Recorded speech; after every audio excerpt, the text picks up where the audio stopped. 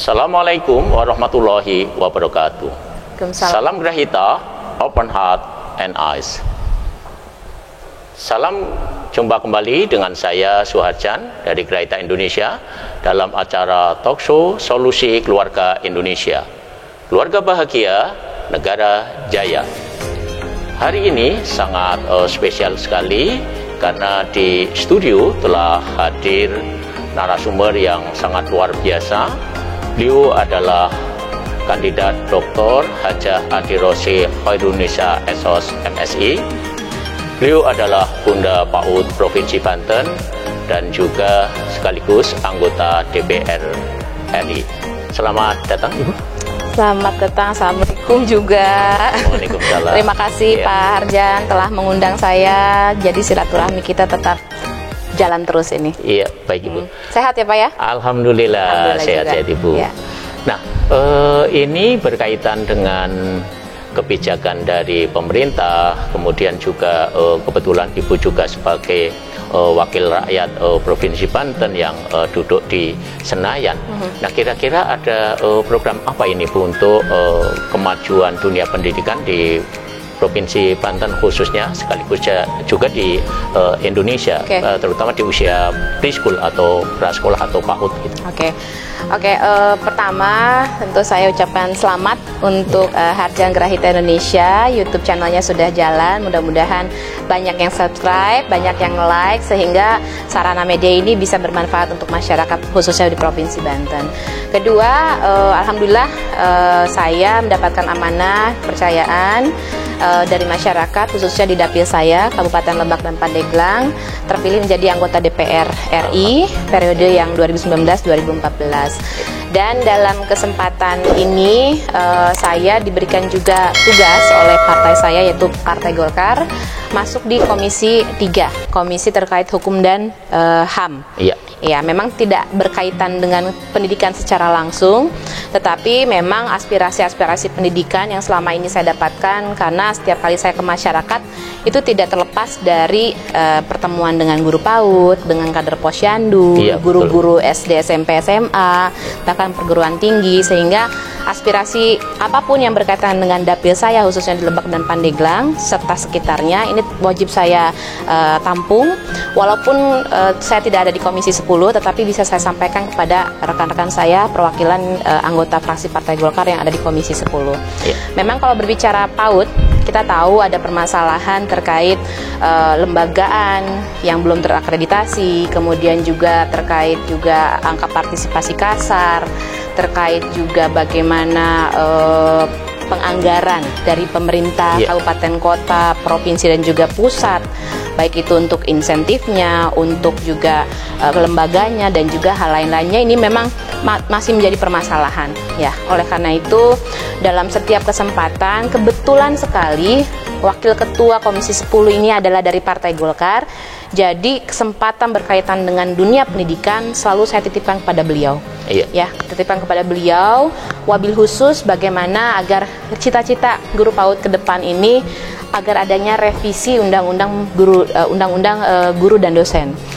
Karena kalau puncuknya undang-undang tersebut direvisi, insya Allah ke bawahnya itu yang menjadi permasalahan PAUD, baik itu kesejahteraan, kelembagaan dan sebagainya, ini mudah-mudahan bisa terakomodir atau mendapatkan solusi yang lebih baik. Nah, berkaitan dengan pekerjaan saya di Komisi 3 terkait hukum dan HAM, yang memang ini erat juga kaitannya dengan urusan perempuan dan anak, bahwa kami sekarang khususnya di Badan Legislasi, karena saya juga diberikan tugas untuk masuk di Badan Legislasi, sedang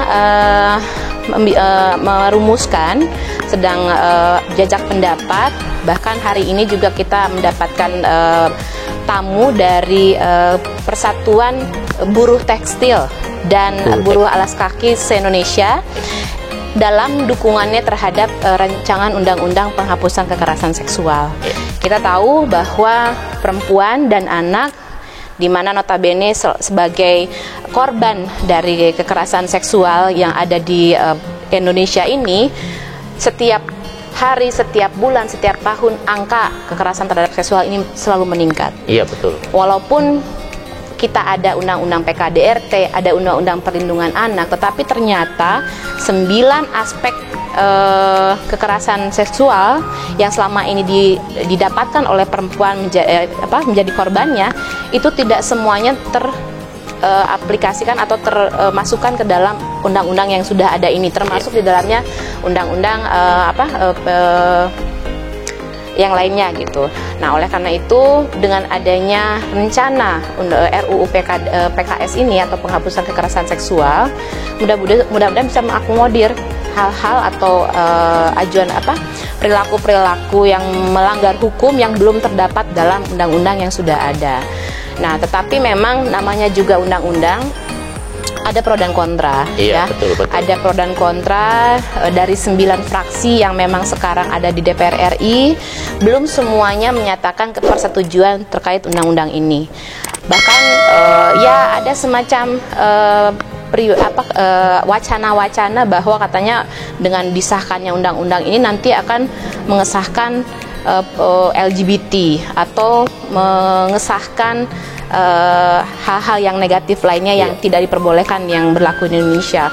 Padahal sebetulnya RUU PKS atau penghapusan kekerasan seksual ini betul-betul bagaimana cara pemerintah untuk dapat melindungi perempuan dan anak dari kasus-kasus kekerasan seksual, ya, termasuk di dalamnya adalah bagaimana kasus perkawinan paksa, bagaimana juga kasus aborsi dan lain hal sebagainya ini diatur di dalamnya.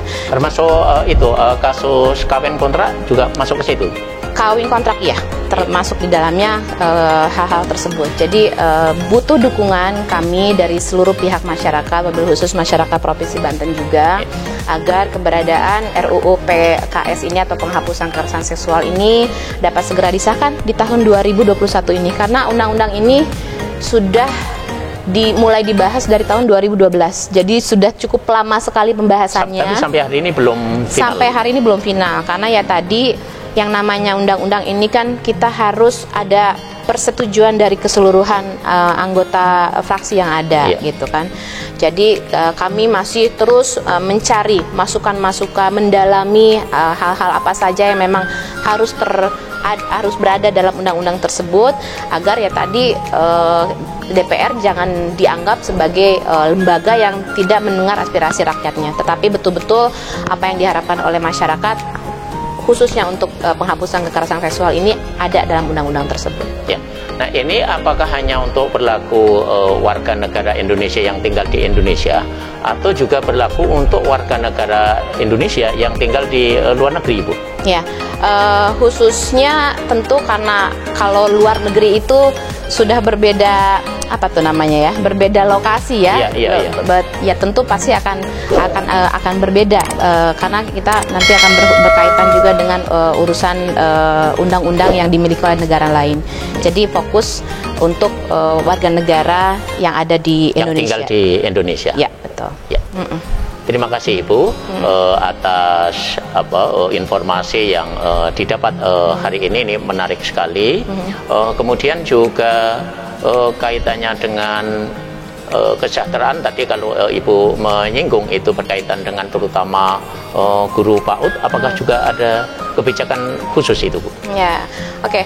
Jadi berbicara PAUD berdasarkan undang-undang bahwa memang kewenangan PAUD ini menjadi kewenangan kabupaten kota. Iya.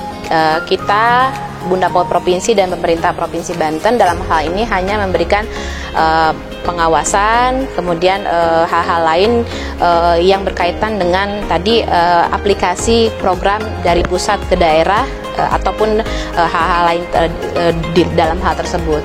Oleh karena itu untuk penganggaran memang sampai saat ini dengan adanya undang-undang tersebut, pemerintah Provinsi Banten belum bisa menganggarkan hal yang berkaitan dengan anggaran kepada guru-guru PAUD. Tetapi kami bisa mendorong ataupun memberikan bantuan keuangan kepada kabupaten kota untuk ya tadi dialokasikan terhadap guru PAUD ataupun lembaganya. Nah, oleh karena itu ya yang harus diutamakan, yang harus menjadi poin penting dari peningkatan kapasitas dan juga kesejahteraan PAUD ini adalah kabupaten kota, karena itu menjadi kewenangannya.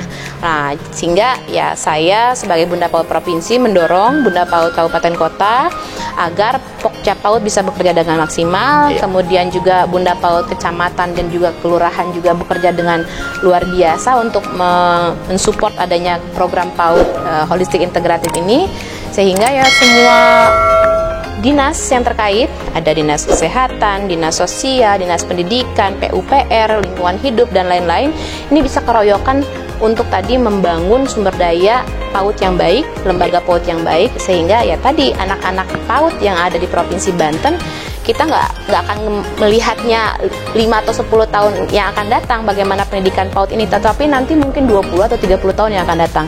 Oleh karena itu, PAUD ini merupakan investasi yang luar biasa, sehingga kabupaten kota, seluruh masyarakat, stakeholder, bahkan CSR, BUMN, BUMD ini seharusnya mempunyai perhatian penting untuk dunia PAUD di Provinsi Banten ataupun di Indonesia. Ya, baik Ibu. Terima kasih atas pencerahannya, atas informasi-informasi yang sangat bermanfaat bagi masyarakat, khususnya yang ada di Banten. Termasuk juga kalau kebijakan yang ada di DPR ini sangat bermanfaat untuk bagi seluruh rakyat yang ada di Indonesia. Dukung ya, dukung ya. Mudah-mudahan RUU PKS ini bisa segera disahkan di Republik Indonesia ini. Ya, ada satu hal lagi sebelum ditutup ini, karena saya support sekali ini dengan programnya Pak Suharjan ini. Jadi saya minta kepada teman-teman yang menonton acara ini untuk like dan subscribe YouTube channel Harjan Gravita Indonesia. Ya, insya Allah nanti kita ngobrol-ngobrol lagi deh untuk hal-hal yang lainnya Pak Harjan. Baik, Ibu. Ya.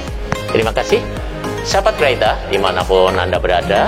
Baru saja kita saksikan bersama apa yang dipaparkan oleh Ibu Hajah Adi Rosi Khairunisa. Ini sangat bermanfaat sekali bagi kita, terutama bagi kaum perempuan yang mungkin mengalami kasus kekerasan dalam rumah tangga dan di luar, itu dapat untuk sama-sama kita support agar undang-undang ini segera selesai, dan juga bisa menghubungin ke lembaga-lembaga di masing-masing daerah yang berkaitan dengan penanganan kekerasan perempuan dan anak.